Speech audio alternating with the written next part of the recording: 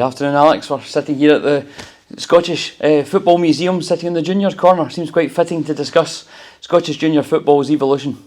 It's as good a place as any. Scottish junior football is going through a bit of, as I said, an evolution, a few changes this summer. The annual general meeting was held a couple of weeks ago, and the clubs voted to make the Scottish Junior Football Association the Scottish Communities Football Association. Could you talk us through the thought process of that and what is now going to become the Scottish Communities Cup? Well, we've looked at a number of things. We looked at how we evolve. It's a rebrand. I've struggled. I've been in the job for 5 years now, and I chat the same doors regarding sponsorship. We went to a couple of companies who managed to get some quite substantial sponsorship, online betting companies, different things like that. But as soon as the word junior was mentioned, the connotations is it's kids, and the ones that were interested had to pull away at that point. So everybody that's involved in junior football have always had that. How many kids are involved? It's the word junior. It's, you would think, especially in Scotland, people know what junior football was. But listen, it's a bit evolving as well, and it's also been more inclusive. And the landscape over the last 10, 15 years since the Lower League came into play, there's been politics, there's been everything else. It was time to evolve. It was time to change. And time to modernise and bring the association into the 21st century and move forward. Definitely. Yeah, the Scottish Junior Cup, which is obviously that's the fourth oldest trophy that's played for in world football, now becomes the Scottish Communities Cup. Yes, listen, we'll not kid MD on it. It'll still be called the Scottish Junior Cup for years, but we're aiming towards the Scottish Community FA. Loads of reasons, Every kind of football team that's involved at our level, tier 5 and below, are based in communities. Yeah. It makes sense to be that. It helps with funding, it helps with sponsorship, it helps with everything. So yeah, that's. And when you look at we're including teams from tier 5 in the Scottish football pyramid and below, it probably reflects the teams that are involved in it, possibly more these days than it possibly used to. Well, this year the tier 5 clubs haven't come in, although one made the final. Yes. One had to leave the competition because they couldn't be accommodated in various dates on the fixture calendar to play their game. And that really was unfortunate. And listen, we'd have loved them to come through. Trinent got to the final. It managed to work for them. They walked away with £10,000 plus what they made in the semi-final, which was absolutely tremendous. And they made a great spectacle in the final. Over 1,000 of their fans turning up. It brought a bit of life back to their own community as well, which was good. People were all talking about the Junior Cup and this, that, the next thing, so it was really good and fitting as well. It was fantastic to see the send-off that Trinent were given in the town as well. The whole town got behind it, the whole community got involved. Yeah, and if you look at Johnson Borough, they were exact same. We'll probably talk more about them later on. But yeah, the banners were out. We went up and we done some interviews. And they were speaking about the last time that they were in the final. And so it was 90 years since they won it last, yeah. It was just, listen, stories like that are the reason we do this, isn't it? Yeah. Absolutely. Broadwood was obviously the venue for the final, as it has been for the last couple of seasons, obviously. Broadwood attracts criticism from some and praise from some. How did you feel the cup final went, first of all? Firstly, I thought the cup final went well. We had a sellout with the tickets that we had on sale. A few things we could have done better, but that's always the case. We're always learning. We'll never think that we've got everything completely right. If we'd done things a wee bit different, I think we could maybe have opened the stand across and maybe get another 500 to 1,000 fans in, which would have made it great. But at the end of the day, there was 4,500 fans here. Yeah. Is Broadwood the best place in terms of being in the middle of the country when I'm running a national competition? Definitely. Is it the right place to play because it's AstroTurf? We prefer to play in grass, but the truth is we can't get a grass park at that time of the year now. The whole landscape's changed, and teams that do have a grass park are either they're played in, they can't guarantee it because they might be in the playoffs and whatever else, and then they're ripping their park up to be ready for the following season. So simply we can't get it. We're looking about. That's been the case for 10 or more years. It's not a new story, obviously. No, it's not a new story. Broadwood itself, we're going to put a survey out, and we've already asked the clubs that played to ask their fans and whatnot, but we're going to put it out to others as well. Great. Now, And that'll be in the social media channels and others. hopefully, because it'll be where it's doing it. It will be. Yeah. I've no doubt the keyboard warriors will come in and tell us it's all doom and gloom and everything else. The only thing I'd say is if you're going to say something about it, be constructive. Yes. You know, Make it better. tell us how we can make it better, not just take it to St Munn's Park or take it to Hamilton Accies, although it's a 3G park at Hamilton Accies as well. So we're going to put that out and we will listen. Now it might still be at Broadwood for next year because we've only got a certain amount of time to get things booked and planned and everything else, but we'll look at it going forward and look to see where it goes. It's been at Kilmarnock for a few years and we were kind of fortunate that it was mostly kind of west-based clubs that were there, and it worked because I think Musselburgh was the exception, I think, possibly, but Yeah, it kind of, I think that was before my time, but it worked. It wouldn't have worked this year with Trinent being there, and listen, that's unfair. It's unfair on the teams for the north, for the Midlands, you know, for the east, for the south, that are now coming in as well. So, you know, that's Broadwood might not be the complete answer, but it's a answer just now. Yeah. Now we have looked at a couple of other things, the feedback that we've had. There's no pubs round about, there's no this, there's no that. Like at Olympic, you know, at our level of football, you want to go to the pub. Yes, you know, any kind of level of football, you want to go to the pub. I understand that. Now we have spoke to Broadwood about possible doing fan zones. Great. I don't know if it'll happen because I think we're coming up against a council that if it's a pop concert, they'll have it. You know, they'll have a fan zone, but they're not too happy having a fan zone for two different sets of fans.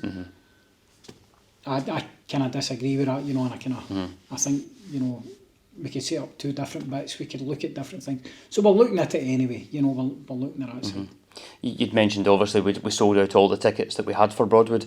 There is obviously, it's not just as simple as opening the far side stand, is it? There's more involved in that. There's costs involved, you know, you're probably talking, you've got stewards, you've got to clean the stand, you've got to hire the stand. And I've got kiosks and all the rest. I've got to look at this as a business as well. I've got to look to see if it's viable for us. If we get 1,000 fans in there, then I can open it, it's not costing us money. If I get 500 fans, it's then costing us money what we're doing. And any money that we get in, we try to put back out. Yes. I think you know this year that we've increased the travel fund by 50%. Well, it's up to 100% now. Yeah. So if there's a guarantee of 275 for one of the clubs, if we're travelling, say, the south to Aberdeen, then we'll match it. You know, that's a big Which thing. helps all clubs. Well, I've been by the AGM as well, you know, so, yeah. Great. There's also the BBC Alba cover the final live on TV, which is a fantastic thing. Yep. They also occupy part of the stand, so that comes into the thought process as well when it comes into selling tickets there. Listen, if we know it's going to be a big one, then, you know, we can look. Listen, let's be honest, we would love to be back here at Hampden. But would it be too big? You know, arguably, yes. Would I get that complaint? Yeah. Would the cost be too much? You know, Broadwood, the price that we pay isn't cheap, but it's cheaper than a lot of places. Yeah. And I think the facilities that we get for it and everything else is good. The majority of fans seem to like it. And one thing I do know, and listen, my team's in Airdrie, so I know there's a certain climate over there that even during July it's freezing. You know, so I watched back the cup final and there was a lot with their jackets on and well, the scarves anyway, but a lot with their jackets on, and you're thinking, this is the 1st of June, you know, and we're still wearing jackets, but Scotland. Summer in Scotland. Scotland, yep. That's what it is. There's always been conversation this year with other leagues and with other parts of the Scottish football pyramid about having a National Cup competition for Tier 5 and below. We have the perfect answer. Well, we already have a National Cup competition, you know, and again, you know, listen, it could be all sorts of things. It could be there's going to be a new pyramid group set up as well soon. Yes. And listen, hopefully everybody works together. Yeah, you know, absolutely. Ultimately, that's what we're looking for. I think we've been quite progressive. We've been quite progressive in the name change. We've been quite progressive in, you know, opening up to Tier 5 clubs and whatnot. We have a National Cup competition. Yeah. Now, Kenny will back me up on this. Why would you not want somebody that's going to pay for it, run it, to do it for you? You know, I don't get that. You know, there's a ready-made thing. I know they've put forward a couple of noises about different things, and it might be that we all work the same, you know, that they all come on board. So one of the things that we've done is any league that has teams within our competition this year, we've invited a member of that league to be part of the cup committee. Great. Because we've changed the whole structure. We are now an ANA that is a cup competition. ANA. Yes. But what we've done is we've invited somebody featuring to come in. Now, whether they come in or no, I don't know. The North and the Midlands will come in. I'm hoping the West will come in because there's 71 clubs out of 80 there. Well, that's in in the yes. West. The East, the South, I'm not sure. I hope they do, you know, because it could be the start of working together, and it could actually be the start of aiming towards something completely different. We could revolutionise this level of football. You know, let's be perfectly honest, there'll not be very many who's getting into the SPFL. So we need to make this level of football the best at what we can do. Yeah, best it possibly can be. But it's good that all the invitations certainly there for all the parties to work together and hopefully come to something that's great. Yep. Listen, I'm no shy. I know I'm Marmite. You either like me or you don't. You know, and if I'm honest, I don't really care. I'm no the type of guy that needs to be liked. You know, there's others out there that maybe need to be liked. What I am is I'm here to work for the clubs, and I'm here to do what's right for the clubs. And I believe that every one of us that sit in a committee, that should be our ultimate aim. Yes. Our ultimate aim. When I say a committee, I don't mean an individual club committee, but when you move higher up, our ultimate aim should be to do what's right for the clubs. Yes, in the competitions, yeah. And that's, that's what I make no bones about it. I am what I am, you know, again. With the greatest respect, it's not about you. It's about the competition, and that's what it's. That's the plan. And I think that's part of the thing. I've not got an ego. I couldn't care less. You know, I really couldn't care less. I think some out there maybe have got a wee bit of an ego, and it's all right to have that as well, because it's, you can massage it a wee bit, get them involved and get them working and everything else. But ultimately, we all need to work together to do what's right for the clubs. That's the plan. As part of obviously the changes in the summer, we noticed that the Midlands League and the North League have obviously moved on to become autonomous. So yes. Well, that was instigated originally because a conversation with the boys for the North, especially because we felt that the SFA weren't looking at them and treating them the same as what they were the West, the South and East. Okay, other autonomous leagues. Yeah. Yep, they are autonomous leagues, and you know it came to the I can't remember a word for it. There's funding that comes for the SFA, and these guys weren't getting any. We were getting it as a performance-related fee payment. Now, we were getting it as an association, but in fairness, we weren't getting the equivalent of what the individual leagues were getting. If we still had 2 leagues and an association, we weren't getting the equivalent of that. We were getting one would. So we had to watch what we were doing, and we felt it was the right thing, because even when it came to referees, I remember John Riley, God rest him, he phoned me up and he says they've taken 2 linesmen off one of our games to put it to the East. So I've made a phone call to the referees department and I've asked, listen, why have you done that? They're in the pyramid, so are we. You know, and that's kind of where it went for. So that was the start of it. That was actually a catalyst of saying, listen, we need to be recognised. And these guys, is it right for the association? It probably wasn't, because, you know, we're no running leagues anymore. Yes. But it was right for the clubs. Yeah, the best thing. And that's back to what that's what we're talking about, yes. Yeah. So that means that the Scottish Communities Football Association can concentrate on running the cup this year then, yes? Yep. Great. So, the pathway forward hopefully is bright. I say we're looking at the displays here of the juniors in the Scottish Hall of Fame, and it's looking at both sides. It's a competition with great history, with great heritage. It's a journey. But looking forward to the future and modernising it for the future. Yes. Well, you know, it's something that's here. Eventually, the guys that were invited on board to be part of this cup committee, that might be who eventually take over the whole thing.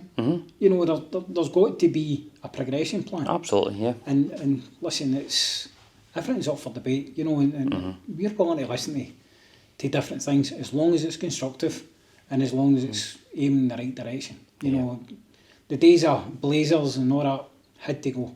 You know, they're long gone. It's different. We're not losing with them anymore. We've obviously, there's been a lot of publicity given to the prize money that's available with the Scottish Community Cup. There's been very good sponsorship, as you've touched on already in the last few years. Yep. That's obviously needs to continue. Yeah, we're talking to a couple of interested parties just now. The company that we got involved, that had the big one there, come back to us because of the name change. You know, they've got people interested, they want to sit down with us and chat to us, so we're going to do that. But listen, I'm a big believer that the money that comes in should go back out in one form or another. Yeah. Now, there's a 53 grand pot just now. There's also, you know, the guarantee, the travel guarantee and whatever else. So there's a lot of money gets paid out. Now, we need to try and get that in. Of course. Obviously, there's percentages, there's finance systems. That's just business. That's how you need it to make work. That's how most cup competitions work, yes. It's how you make them work. I'll make no bones about it. You know, we made it £20,000 and £10,000 winner in finals to shout. And it did, it shouts, you know. Tranent will tell you the whole reason they came in last year was to try and get the money. Now they're delighted, they went away with 10,000 for the final. They probably made 3-4 in the semi-final as well. If you go to Johnson Borough, you know, what they made in the semi-final, what they done with their sponsorship and everything else. The ground was packed. It was packed. You know, we get our percentage, they get their percentage, and then they obviously get 20 grand for winning as well. But listen, just on Johnson Borough, what they're doing with that cup is absolutely tremendous. It's great to see, isn't it? Yes. And I know you were talking to Kel earlier on, but they've been around the schools, they've been around all folks' homes, they've been in the doctors, they've been in the pubs, they've been in the butchers. Yeah. If that's not a community cup, then what is? You know, it's absolutely that. I think everybody looks to do that kind of thing. I think they've just taken it to another level. But what might happen next year is whoever wins it next year, and if it's Johnson Borough as well, then they'll do the same. But whoever does it next year, they'll look at what Johnson Borough's done, they'll look at the feedback that Johnson Borough have got, and they'll head out themselves and they'll do different things. Absolutely, I can't praise it highly enough. That's absolutely tremendous what they're doing. Kyle was telling us of a great story. They took it to a care home, local care home, and they found a previous Johnson Borough supporter who played for Johnson Borough previously, who hadn't been able to make it to the final, watched it on TV and BBC Alba obviously, but was able to get his hands on the trophy. Love stories like that. So that's the second time he's his hands on the trophy then? Indeed.